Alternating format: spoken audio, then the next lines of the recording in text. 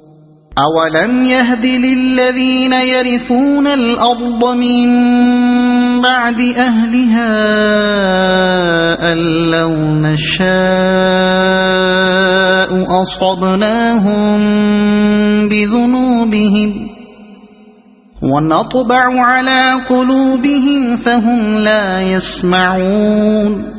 اور کیا ان لوگوں کو جو سابق اہل زمین کے بعد زمین کے وارث ہوتے ہیں اس امر واقعی نے کچھ سبق نہیں دیا کہ اگر ہم چاہیں تو ان کے قصوروں پر انہیں پکڑ سکتے ہیں، مگر وہ سبق آموز حقائق سے تغافل برتتے ہیں اور ہم ان کے دلوں پر مہر لگا دیتے ہیں، پھر وہ کچھ نہیں سنتے۔ اس امر واقعی نے کچھ سبق نہیں دیا کہ اگر ہم چاہیں تو ان کے قصوروں پر انہیں پکڑ سکتے ہیں۔ یعنی ایک گرنے والی قوم کی جگہ جو دوسری قوم اٹھتی ہے، اس کے لیے اپنی پیش رو قوم کے زوال میں کافی رہنمائی موجود ہوتی ہے۔ وہ اگر عقل سے کام لے تو سمجھ سکتی ہے کہ کچھ مدت پہلے جو لوگ اسی جگہ داد عیش دے رہے تھے اور جن کی عظمت کا جھنڈا یہاں لہرا رہا تھا، انہیں فکر و عمل کی کن غلطیوں نے برباد کیا، اور یہ بھی محسوس کر سکتی ہے کہ جس بالاتر اقتدار نے کل انہیں ان کی غلطیوں پر پکڑا تھا اور ان سے یہ جگہ خالی کرا لی تھی، وہ آج کہیں چلا نہیں گیا ہے، نہ اس سے کسی نے یہ مقدرت چھین لی ہے کہ اس جگہ کے موجودہ ساکنین اگر وہی غلطیاں کریں جو سابق ساکنین کر رہے تھے تو وہ ان سے بھی اسی طرح جگہ خالی نہ کرا سکے گا جس طرح اس نے ان سے خالی کرائی تھی۔ اور ہم ان کے دلوں پر مہر لگا دیتے ہیں، پھر وہ کچھ نہیں سنتے۔ یعنی جب وہ تاریخ سے اور عبرتناک آثار کے مشاہدے سے سبق نہیں لیتے اور اپنے آپ کو خود بھلاوے میں ڈالتے ہیں تو پھر خدا کی طرف سے بھی انہیں سوچنے، سمجھنے اور کسی ناصح کی بات سننے کی توفیق نہیں ملتی۔ خدا کا قانون فطرت یہی ہے کہ جو اپنی آنکھیں بند کر لیتا ہے اس کی بینائی تک آفتاب روشن کی کوئی کرن نہیں پہنچ سکتی، اور جو خود نہیں سننا چاہتا اسے پھر کوئی کچھ نہیں سنا سکتا۔ تِلْكَ الْقُرَىٰ نَقُصُّ عَلَيْكَ مِنْ أَنبَائِهَا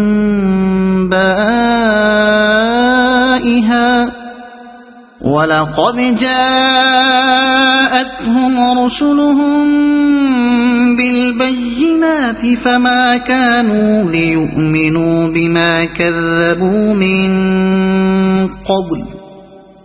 كَذَلِكَ يَطْبَعُ اللَّهُ عَلَى قُلُوبِ الْكَافِرِينَ۔ یہ قومیں جن کے قصے ہم تمہیں سنا رہے ہیں تمہارے سامنے مثال میں موجود ہیں۔ ان کے رسول ان کے پاس کھلی کھلی نشانیاں لے کر آئے، مگر جس چیز کو وہ ایک دفعہ جھٹلا چکے تھے پھر اسے وہ ماننے والے نہ تھے۔ دیکھو اس طرح ہم منکرین حق کے دلوں پر مہر لگا دیتے ہیں۔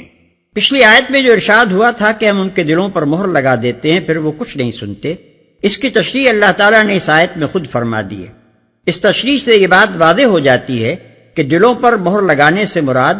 ذہن انسانی کا اس نفسیاتی قانون کی زد میں آ جانا ہے جس کی روح سے ایک دفعہ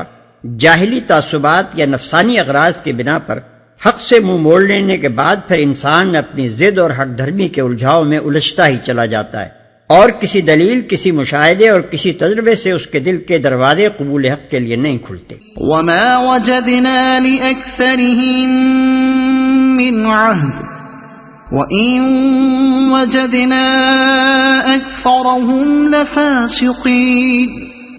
ہم نے ان میں سے اکثر میں کوئی پاس عہد نہ پایا بلکہ اکثر کو فاسق ہی پایا۔ کوئی پاس عہد نہ پایا یعنی کسی قسم کے عہد کا پاس بھی نہ پایا، نہ اس فطری عہد کا جس میں پیدائشی طور پر انسان خدا کا بندہ اور پروردہ ہونے کی حیثیت سے بندھا ہوا ہے، نہ اس اجتماعی عہد کا پاس جس میں ہر فرد بشر انسانی برادری کا ایک رکن ہونے کی حیثیت سے بندھا ہوا ہے، اور نہ اس ذاتی عہد کا پاس جو آدمی اپنی مصیبت اور پریشانی کے لمحوں میں یا کسی جذبہ خیر کے موقع پر خدا سے بطور خود باندھا کرتا ہے۔ انہی تینوں عہدوں کے توڑنے کو یہاں فسق قرار دیا گیا ہے۔ ثم بعثنا من بعدهم موسى بآياتنا إلى فرعون وملئه فظلموا بها فانظر كيف كان عاقبة المفسدين۔ پھر ان قوموں کے بعد جن کا ذکر اوپر کیا گیا ہم نے موسیٰ کو اپنی نشانیوں کے ساتھ فرعون اور اس کی قوم کے سرداروں کے پاس بھیجا، مگر انہوں نے بھی ہماری نشانیوں کے ساتھ ظلم کیا، پس دیکھو کہ ان مفسدوں کا کیا انجام ہوا۔ اس کی قوم کے سرداروں کے پاس بھیجا۔ اوپر جو قصے بیان ہوئے ہیں ان سے مقصود یہ ذہن نشین کرانا تھا کہ جو قوم خدا کا پیغام پانے کے بعد اسے رد کر دیتی ہے اسے پھر ہلاک کیے بغیر نہیں چھوڑا جاتا۔ اس کے بعد اب موسیٰ اور فرعون اور بنی اسرائیل کا قصہ کئی رکوعوں تک مسلسل چلتا ہے، جس میں اس مضمون کے علاوہ چند اور اہم سبق بھی کفار قریش، یہود اور ایمان لانے والے گروہ کو دیے گئے ہیں۔ کفار قریش کو اس قصے کے پیرائے میں یہ سمجھانے کی کوشش کی گئی ہے کہ دعوت حق کے ابتدائی مرحلوں میں حق اور باطل کی قوتوں کا جو تناسب بظاہر نظر آتا ہے اس سے دھوکہ نہ کھانا چاہیے۔ حق کی تو پوری تاریخ ہی اس بات پر گواہ ہے کہ وہ ایک نئی قوم بلکہ ایک نئی دنیا کی عقلیت سے شروع ہوتا ہے اور بغیر کسی سر و سامان کے اس باطل کے خلاف لڑائی چھیڑ دیتا ہے جس کی پشت پر بڑی بڑی قوموں اور سلطنتوں کی طاقت ہوتی ہے۔ پھر بھی آخر کار وہی غالب آ کر رہتا ہے۔ نیز اس قصے میں ان کو یہ بھی بتایا گیا ہے کہ داعی حق کے مقابلے میں جو چالیں چلی جاتی ہیں اور جن تدبیروں سے اس کی دعوت کو دبانے کی کوشش کی جاتی ہے وہ کس طرح الٹی پڑتی ہیں، اور یہ کہ اللہ تعالیٰ منکرین حق کی ہلاکت کا آخری فیصلہ کرنے سے پہلے ان کو کتنی کتنی طویل مدت تک سنبھلنے اور درست ہونے کے مواقع دیتا چلا جاتا ہے، اور جب کسی تنبیہ، کسی سبق آموز واقع اور کسی روشن نشانی سے بھی وہ اثر نہیں لیتے تو پھر انہیں کیسی عبرتناک سزا دیتا ہے۔ جو لوگ نبی صلی اللہ علیہ وسلم پر ایمان لے آئے تھے ان کو اس قصے میں دوہرا سبق دیا گیا ہے۔ پہلا سبق اس بات کا کہ اپنی قلت و کمزوری کو اور مخالفین حق کی کثرت و شوکت کو دیکھ کر ان کی ہمت نہ ٹوٹے اور اللہ کی مدد آنے میں دیر ہوتے دیکھ کر وہ دل شکستہ نہ ہوں۔ دوسرا سبق اس بات کا کہ ایمان لانے کے بعد جو گروہ یہودیوں کی سی روش اختیار کرتا ہے وہ پھر یہودیوں ہی کی طرح خدا کی لعنت میں گرفتار بھی ہوتا ہے۔ بنی اسرائیل کے سامنے ان کی اپنی عبرتناک تاریخ پیش کر کے انہیں باطل پرستی کے برے نتائج پر متنبہ کیا گیا ہے، اور اس پیغمبر پر ایمان لانے کی دعوت دی گئی ہے جو پچھلے پیغمبروں کے لائے ہوئے دین کو تمام آمیزشوں سے پاک کر کے پھر اس کی اصلی صورت میں پیش کر رہا ہے۔ ہماری نشانیوں کے ساتھ ظلم کیا۔ نشانیوں کے ساتھ ظلم کیا یعنی ان کو نہ مانا اور انہیں جادوگری قرار دے کر ٹالنے کی کوشش کی۔ جس طرح کسی ایسے شعر کو جو شعریت کا مکمل نمونہ ہو تک بندی سے تعبیر کرنا اور اس کا مذاق اڑانا نہ صرف اس شعر کے ساتھ بلکہ نفس شاعری اور ذوق شعری کے ساتھ بھی ظلم ہے۔ اسی طرح وہ نشانیاں جو خود اپنے من جانب اللہ ہونے پر صریح گواہی دے رہی ہوں اور جن کے متعلق کوئی صاحب عقل آدمی یہ گمان نہ کر سکتا ہو کہ سحر کے زور سے بھی ایسی نشانیاں ظاہر ہو سکتی ہیں، بلکہ جن کے متعلق خود فن سحر کے ماہرین نے شہادت دے دی ہو کہ وہ ان کے فن کی دسترس سے بالا تر ہیں، ان کو سحر قرار دینا نہ صرف ان نشانیوں کے ساتھ بلکہ عقل سلیم اور صداقت کے ساتھ بھی ظلم عظیم ہے۔ وقال موسى يا فرعون إني رسول من رب العالمين۔ موسیٰ نے کہا، اے فرعون،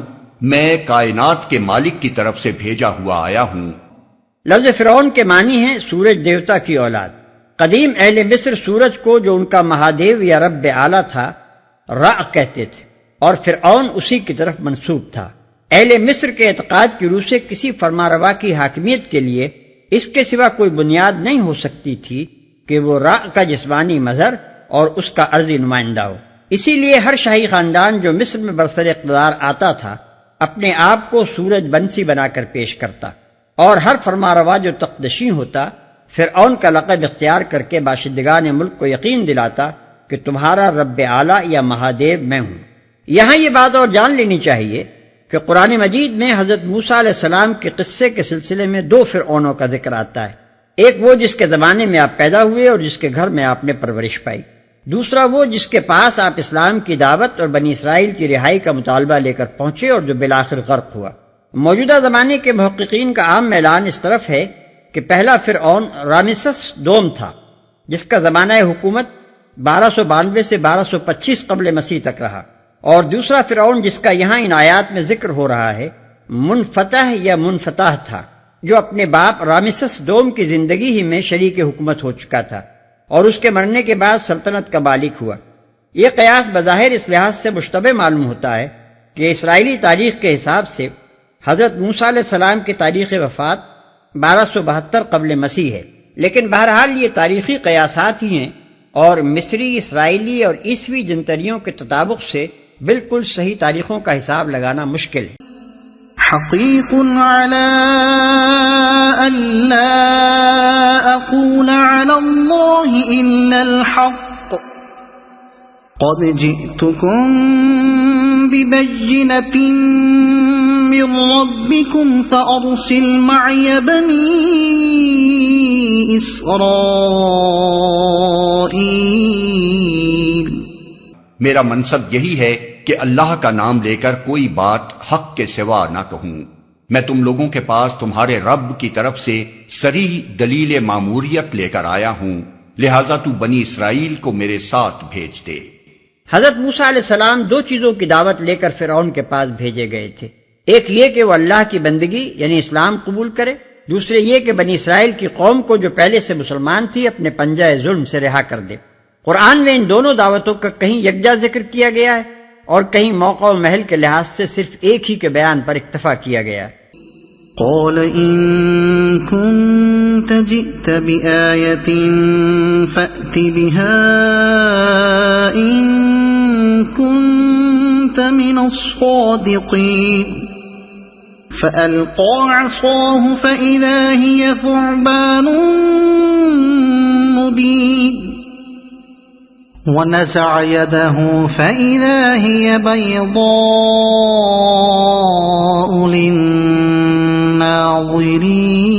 للناظرين۔ فرعون نے کہا اگر تو کوئی نشانی لایا ہے اور اپنے دعوے میں سچا ہے تو اسے پیش کر۔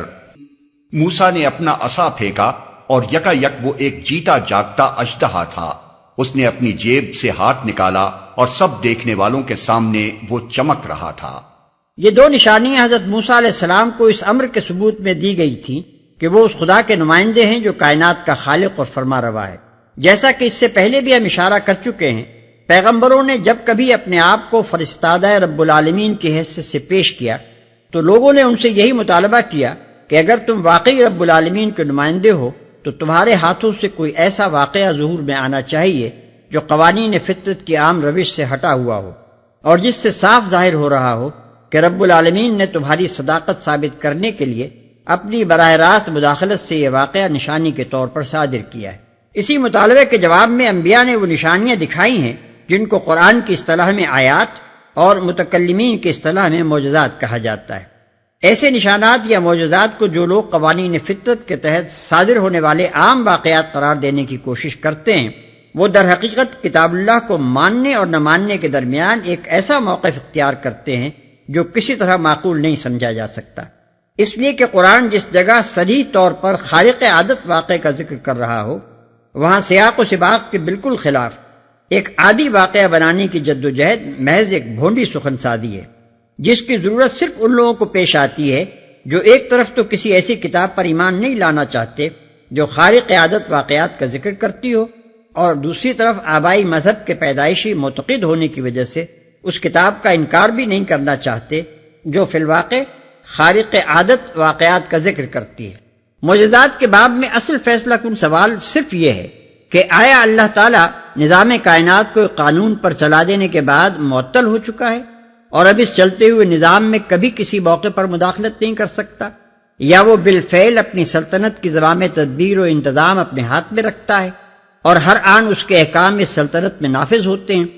اور اس کو ہر وقت اختیار حاصل ہے کہ اشیاء کی شکلوں اور واقعات کی عادی رفتار میں جزئی طور پر یا کلی طور پر جیسا چاہے اور جب چاہے تغیر کر دے۔ جو لوگ اس سوال کے جواب میں پہلی بات کے قائل ہیں ان کے لیے معجزات کو تسلیم کرنا غیر ممکن ہے، کیونکہ معجزہ نہ ان کے تصور خدا سے میل کھاتا ہے اور نہ تصور کائنات سے۔ لیکن ایسے لوگوں کے لیے مناسب یہی ہے کہ وہ قرآن کی تفسیر و تشریح کرنے کے بجائے اس کا صاف صاف انکار کر دیں، کیونکہ قرآن نے تو اپنا زور بیان ہی خدا کے مقدم الذکر تصور کا ابطال اور مؤخر الذکر تصور کا اس بات کرنے پر صرف کیا ہے، بخلاف اس کے جو شخص قرآن کے دلائل سے مطمئن ہو کر دوسرے تصور کو قبول کر لے اس کے لیے معجزے کو سمجھنا اور تسلیم کرنا کچھ مشکل نہیں رہتا۔ ظاہر ہے کہ جب آپ کا عقیدہ ہی یہ ہوگا کہ اژدہے جس طرح پیدا ہوا کرتے ہیں اسی طرح وہ پیدا ہو سکتے ہیں، اس کے سوا کسی دوسرے ڈھنگ پر کوئی اژدہا پیدا کر دینا خدا کی قدرت سے باہر ہے، تو آپ مجبور ہیں کہ ایسے شخص کے بیان کو قطعی طور پر جھٹلا دیں جو آپ کو خبر دے رہا ہو کہ ایک لاٹھی ازدہے میں تبدیل ہوئی اور پھر ازدہے سے لاٹھی بن گئی۔ لیکن اس کے برعکس اگر آپ کا عقیدہ یہ ہو کہ بے جان مادے میں خدا کے حکم سے زندگی پیدا ہوتی ہے اور خدا جس مادے کو جیسی چاہے زندگی عطا کر سکتا ہے، اس کے لیے خدا کے حکم سے لاٹھی کا ازدہا بننا اتنا ہی غیر عجیب واقعہ ہے جتنا اسی خدا کے حکم سے انڈے کے اندر بھرے ہوئے چند بے جان مادوں کا ازدہا بن جانا غیر عجیب ہے۔ مجرد یہ فرق کہ ایک واقعہ ہمیشہ پیش آتا رہتا ہے اور دوسرا واقعہ صرف 3 مرتبہ پیش آیا، ایک کو غیر عجیب اور دوسرے کو عجیب بنا دینے کے لیے کافی نہیں ہے۔